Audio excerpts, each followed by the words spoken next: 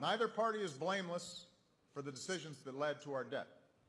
But both parties have a responsibility to come together and solve the problem and make sure that the American people aren't hurt on this issue.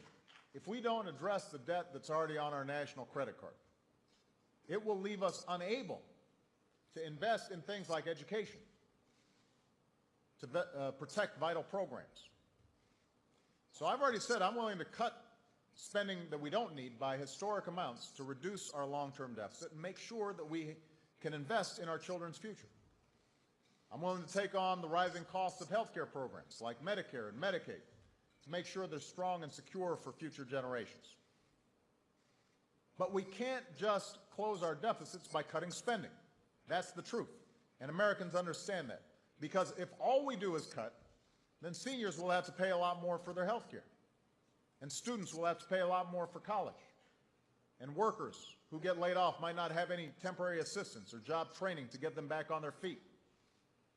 And with gas prices this high, we'd have to stop much of the clean energy research that will help us free ourselves from dependence on foreign oil.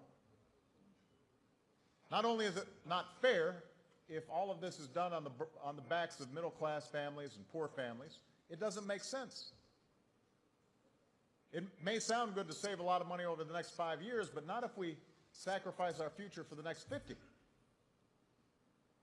And that's why people from both parties have said that the best way to take on our deficit is with a balanced approach, one where the wealthiest Americans and big corporations pay their fair share too.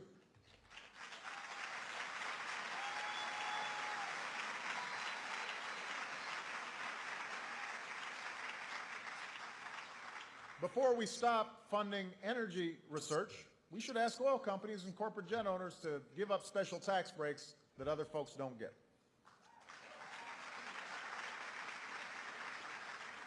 Before we ask college students to pay more to go to college, we should ask hedge fund managers to stop paying taxes that are lower in terms of rates than their secretaries. Before we ask seniors to pay more for Medicare, we should ask people like me to give up tax breaks that we don't need and weren't even asking for.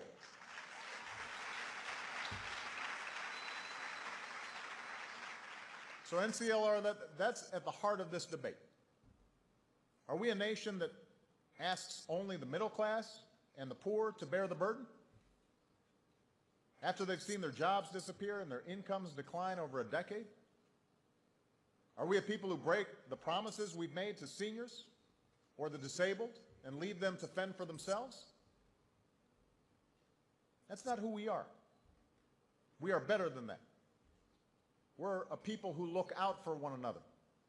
We're a people who believe in shared sacrifice because we know that we rise or fall as one nation.